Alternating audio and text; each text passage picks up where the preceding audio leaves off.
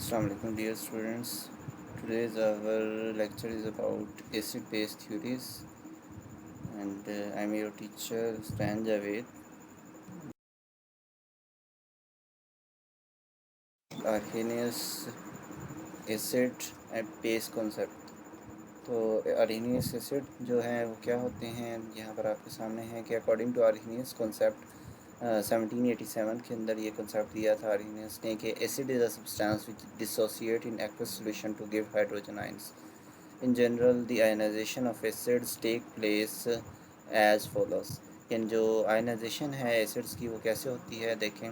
H एक acid है। Suppose ये वाटर में हम डालते हैं तो वाटर में ये एच पॉजिटिव आयन देता है और ए नेगेटिव आयन देता है। अब इसने H positive ion aqua solution में दिया है, इट मीन्स ये एक एसिड है।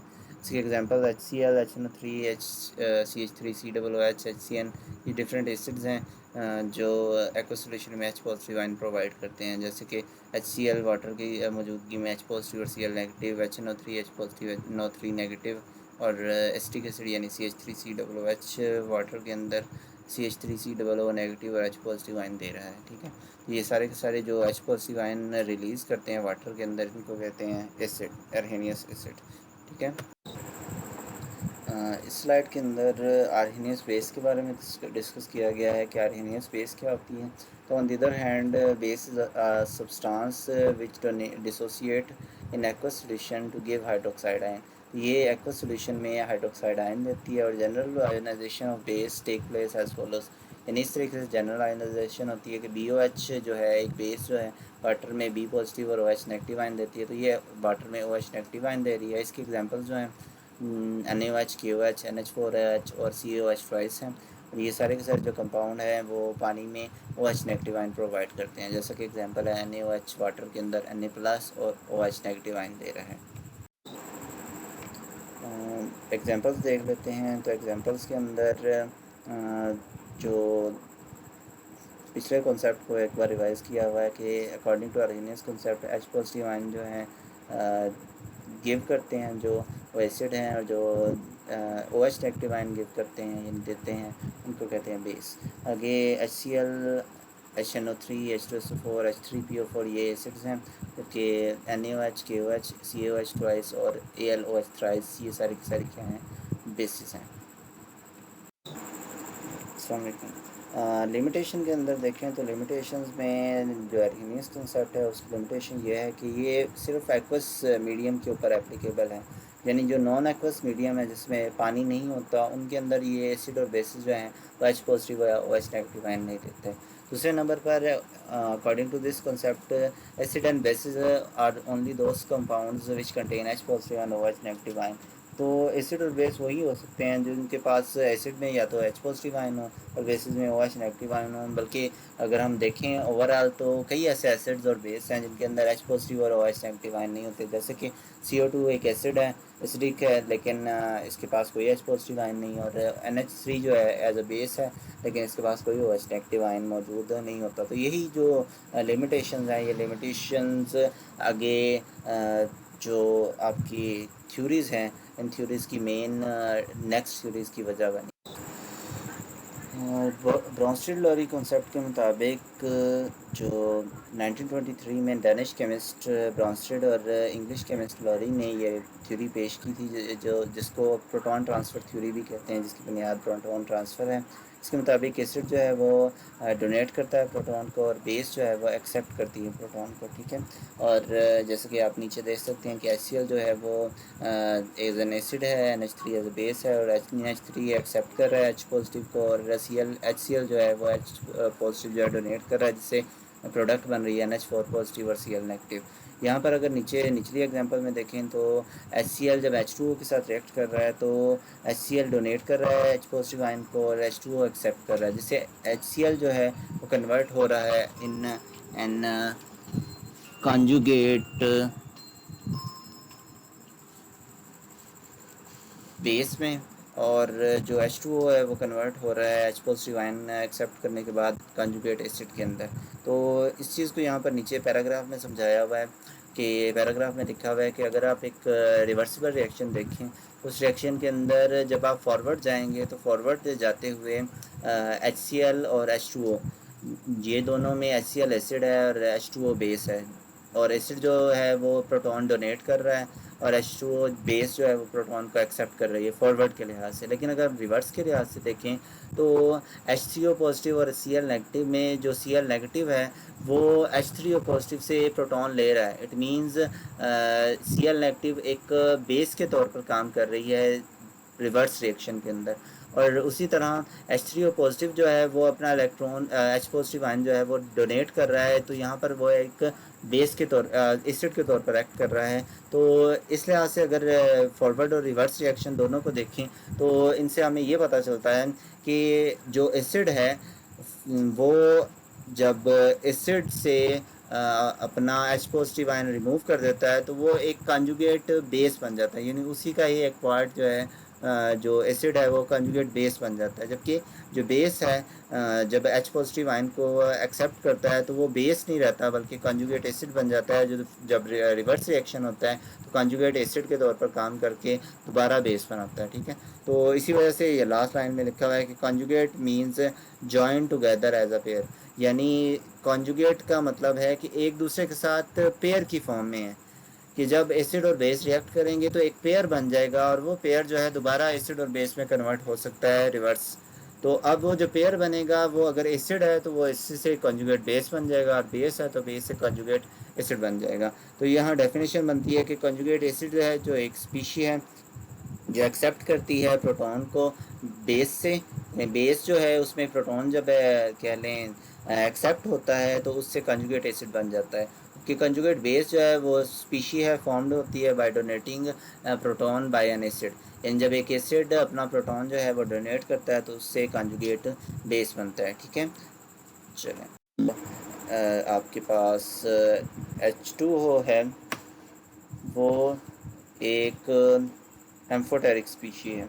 ठीक है, अच्छा यहाँ पर H2O जो है वो एक एम्फोटेरिक स्पीशी है। कैसे कि उसके अंदर जो एसिड है उसके तौर पर पीछे HCl और H2O वाला रिएक्शन काम कर रहा है, और अगर बेस के तौर पर देखें तो H2O एज सॉरी एसिड जो है उसमें HCl वाला है, और जो H2O वाला रिएक्शन है उसमें H2O एज अ बेस है। जबकि यहाँ वाले रिएक्शन में H2O जो है वो एज एन एसिड काम कर रहा है और NH3 को अपना प्रोटॉन दे रहा है और OH नेगेटिव में कन्वर्ट हो रहा है। ठीक है, तो ऐसे सब्सटेंसेस के बारे में लिखा है, such a substance that can behave as an acid as well as a base is called amphoteric. ऐसे सब्सटेंसेस को हम एम्फोटेरिक कहते हैं। और it has been observe that there are certain substances which behave as an acid though they do not have the ability to donate proton. कुछ ऐसे भी substances हैं जो एसिड के तौर पर एक्ट करते हैं और उनके जो लेकिन फिर भी वो प्रोटॉन डोनेट नहीं कर सकते। जैसे SO3 है, SO3 एज अ एसिड है लेकिन इसके पास कोई ये प्रोटॉन नहीं है कि वो डोनेट कर सके। इसी तरह CuO यानी कैल्शियम ऑक्साइड एक बेस है लेकिन ये कोई भी H पॉजिटिव आयन जो है एक्सेप्ट नहीं करता। तो ये जो है लिमिटेशन भी है स्लरी ब्रोंस्टेड कॉन्सेप्ट की। नेक्स्ट हम तीसरा कॉन्सेप्ट देखते हैं, एग्जांपल देखते हैं इसकी। एग्जांपल्स में देखें जो आपके पास एग्जांपल्स हैं HNO3 और H2O रिएक्ट कर रहे हैं तो H3O पॉजिटिव और NO3 नेगेटिव बना रहे हैं। इसमें HNO3 एज एन एसिड और H2O एज अ बेस है, और यहाँ पर इसके H3O positive as conjugate base है एसिड है और NO3 as a conjugate base है। ठीक है, इस तरह नीचे आप डिफरेंट एग्जांपल्स देख रहे हैं। इन एग्जांपल्स के अंदर जो एक एसिड है एक बेस है। अब बेस ज़रूरी नहीं कि हमेशा कोई कह लें नॉन न्यूट्रल स्पीशी हो, कोई आयनिक स्पीशी भी हो सकती है, पर शर्त यह है कि वो H पॉजिटिव आयन को एक्सेप्ट कर सके। जैसे HCO3 नेगेटिव जो है वो एज अ बेस एक्ट कर रहा है क्योंकि ये HCl से H पॉजिटिव आयन को रिसीव कर सकता है यानी गेन कर सकता है। तो यहाँ पर फिर हम जो HCO3 को एज अ बेस लेंगे। अच्छा, एक चीज़ आपने याद रखनी है कि जब भी किसी एसिड का कंजुगेट बेस बनता है तो एसिड अगर वीक होगा तो कंजुगेट बेस स्ट्रॉन्ग होगा, और अगर एसिड स्ट्रॉन्ग होगा तो उसका कंजुगेट बेस जो होगा वो वीक होगा। ठीक है, जैसे अगर यहाँ पर HCl एक स्ट्रॉन्ग एसिड है लेकिन उसका जो कंजुगेट बेस बन रहा है वो एक वीक कंजुगेट बेस है। इस तरह अगर HCO3 नेगेटिव जो है वो एक स्ट्रॉन्ग बेस है, तो इसका जो कंजुगेट एसिड है वो बहुत वीक H2CO3 वीक एसिड है, ठीक है। तो ये एग्जांपल है इसकी। फर्दर नेक्स्ट हम देखते हैं लेविस का कॉन्सेप्ट, जो लास्ट हमारा कॉन्सेप्ट है। इसके मुताबिक आर्हेनियस और ब्रॉन्स्टेड कॉन्सेप्ट में जो लिमिटेशंस थी, जिसके मुताबिक प्रोटॉन जो है वो ज़रूरी है, उनको ख़त्म करके लेविस ने GN लेविस ने 1923 में एक मॉडल प्रपोज किया, जिसके मुताबिक जो ब्रॉडर कॉन्सेप्ट था एसिड और बेस का। इसके मुताबिक एसिड जो है वो एक्सेप्ट करता है लोन पेयर को, यानी पेयर ऑफ इलेक्ट्रॉन जो है लोन पेयर, जैसे आपने कोऑर्डिनेट कोवलेंट बॉन्ड 9th में पढ़ा था, तो उसके अंदर जो प्रोटॉन का पेयर एक्सेप्ट करता है उसको हम कहते हैं एसिड, लेविस एसिड। जो प्रोटॉन लोन पेयर को डोनेट करता है उसको हम कहते हैं कि वो बेस है। जैसे कि नीचे ये एग्जांपल देख लें BF3 और NH3 की। इसमें NH3 डोनेट कर रहा है तो ये एक लेविस बेस है, क्योंकि BF3 जो है इलेक्ट्रॉन डेफिशिएंट है, ये इलेक्ट्रॉन का पेयर जो है एक्सेप्ट कर रहा है, तो इसको हम कहेंगे कि ये लेविस एसिड है। तो NH3 और BF3 आपस में एक दूसरे के साथ मिलकर जो प्रोडक्ट बनाते हैं उस बारे में कहते हैं कि उसको हम कहते हैं एडक्ट, ठीक है। तो ये जो एडक्ट है, ये एडक्ट जैसे कि एक और एग्जांपल देख लें, NH3 जो है H पॉजिटिव आयन को जब अटैक करता है तो NH3 as a Lewis base है, H positive as a Lewis acid है। जब NH3 और H पॉजिटिव आपस में रिएक्ट करते हैं तो NH3 लोन पेयर देता है, H positive lone pair accept करता है, और उससे ये जो आपकी प्रोडक्ट बनती है, इसके बारे में लिखा है the product of Lewis acid and base reaction is a single species called an adduct. इसको हम एडक्ट कहते हैं। So a neutralisation reaction according to Lewis concept is donating and accepting of an electron pair to form a coordinate covalent bond and an adduct। यानी ये coordinate covalent bond बनता है accepting और donating के दौरान, जिसको हम एडक्ट कहते हैं। आगे acids are electron pair acceptor, acid जो है इलेक्ट्रॉन पेयर एक्सेप्टर होते हैं, while bases are electron pair donor. और इसी लिहाज से हम कहते हैं कि जो evident this is thus it is evident that which है substance which has an unshared pair of electron can act as Lewis base. यानी जिसके पास अनशेयर्ड पेयर ऑफ इलेक्ट्रॉन यानी लॉन पेयर होगा तो कंफर्म है कि वो एक लेविस बेस होगा। और जिसके पास लोन पेयर को एक्सेप्ट करने के लिए एम्प्टी ऑर्बिटल होगा, जो अकोमोडेट कर ले इलेक्ट्रॉन को अपने अंदर, उसको हम कहेंगे लेविस एसिड, क्योंकि वो लोन पेयर को एक्सेप्ट करेगा। तो एग्जांपल्स देख लें तो लेविस एसिड की एग्जांपल्स यहाँ पर हैं। According to Lewis concept the following species can act Lewis acid. Molecule in which central atom has incomplete octet, यानी सेंट्रल एटम का ऑक्टेट का इनकम्प्लीट हो, जैसे BF3 और AlCl3, इन दोनों का ऑक्टेट कंप्लीट नहीं होता, 6 इलेक्ट्रॉन होते हैं इनके वैलेंस शेल में, तो FeCl3 जैसा कि, तो इनको ऑक्टेट कंप्लीट करने के लिए इलेक्ट्रॉन की ज़रूरत होती है। तो लिखा हुआ है the central atom have only 6 electron around them, therefore these can accept an electron pair. तो ये इलेक्ट्रॉन पेयर को एक्सेप्ट कर देते हैं। देखते हैं हम नेक्स्ट एग्जांपल्स जो हैं उसमें, simply cation can act as Lewis acid, यानी कैटाइन भी लेविस एसिड के तौर पर एक्ट कर सकते हैं, जैसा कि H पॉजिटिव आयन एक्ट करता है, क्योंकि H पॉजिटिव आयन को इलेक्ट्रॉन की डेफिशिएंसी होती है। इसके अलावा कैटाइन जैसा कि sodium, potassium, Ca2 positive ion, ये भी एज एन कह लें लिटिल टेंडेंसी लगते हैं कि इलेक्ट्रॉन को एक्सेप्ट कर सकें, तो इसीलिए इनको भी हम कह सकते हैं कि ये कुछ हद तक लेविस कह लें एसिड्स हैं। उसके अलावा जो कैटाइंस हैं H positive, Ag positive ions, इनके पास ग्रेटर टेंडेंसी होती है कि ये लेविस एसिड के तौर पर एक्ट करें। आगे लेविस बेस जो है, according to Lewis concept the following species can act as Lewis base, यानी जो फॉलोइंग स्पीशीज़ हैं नीचे, ये लेविस बेस के तौर पर एक्ट करती हैं, जिनमें यहाँ पर neutral species having at least one lone pair, और वन से ज़्यादा भी हो तो भी चल जाएगा, जैसे कि अमोनिया, अमाइंस, अल्कोहल, ये सारों में क्या होता है लोन पेयर जो है मौजूद होता है, तो इनको हम एज अ लेविस एसिड और सॉरी लेविस बेस के तौर पर कह सकते हैं कि लेविस बेस है, क्योंकि ये लोन पेयर जो है इनके ऊपर वाज़ेह दिखाई दे रहा है। आगे नेगेटिवली चार्ज जितने भी एनाइंस होते हैं वो भी काफ़ी हद तक, जैसे क्लोराइड, साइनाइड, हाइड्रोजन आयोडाइड, इनको भी हम लेविस बेसिस ही कहते हैं, जैसे ये नीचे एग्जांपल्स दिए हैं, क्योंकि लोन पेयर को डोनेट कर सकते हैं, ठीक है। नेक्स्ट हमारे पास समरी है, तो समरी के अंदर देखें कि कॉन्सेप्ट जो है आर्हेनियस, ब्रोंस्टेड और लेविस के मुताबिक एसिड जो है वो आर्हेनियस के मुताबिक गिव्स या डोनेट करता है एच पॉजिटिव आयन वाटर में, जबकि बेस जो है वो OH नेगेटिव आयन देती है पानी में। और इनका जो प्रोडक्ट होता है वो साल्ट और वाटर होता है, यानी इनको तो रिएक्ट करते हैं एसिड और बेस को, तो पानी और साल्ट बनते हैं।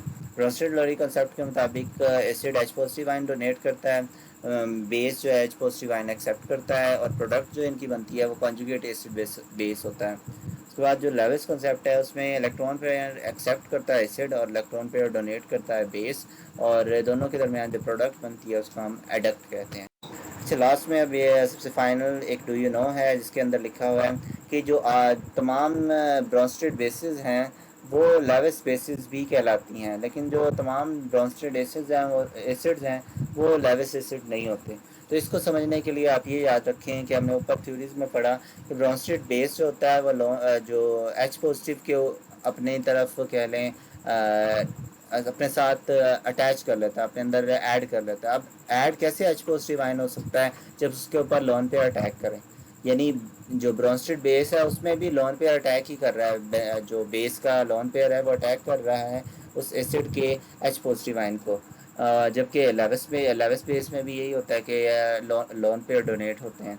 जबकि लेविस एसिड की बात करें और ब्रोंस्टेड एसिड की, तो ब्रोंस्टेड एसिड जो है वो एच पॉजिटिव को डोनेट करता है, जबकि जो लेविस एसिड का कॉन्सेप्ट है उसके मुताबिक ये लोन पेयर को एक्सेप्ट करता है। अब हर एसिड जो है वो एच पॉजिटिव आयन नहीं दे सकता, तो हम ये कह सकते हैं कि तमाम के तमाम एसिड जो हैं वो ब्रोंस्टेड एसिड नहीं हो सकते, कि तमाम एसिड के पास एच पॉजिटिव आयन नहीं होता। जबकि लेविस एसिड के मुताबिक तमाम लेविस एसिड जो हैं वो जो कह लें लोन पेयर एक्सेप्ट करते हैं, तो यहाँ पर कोई ये एच पॉजिटिव आयन डोनेट करने का ख्याल नहीं है। तो यही बातें यहाँ पर इस पैराग्राफ में लिखी हुई हैं, इसको आप जब पढ़ेंगे तो इसके बारे में आपको आइडिया हो जाएगा। ठीक है, तो साथ ही आपकी जो लेक्चर है वो एंड होता है। बहुत बहुत शुक्रिया लेक्चर को देखने के लिए। ओके, अल्लाह हाफ़िज़।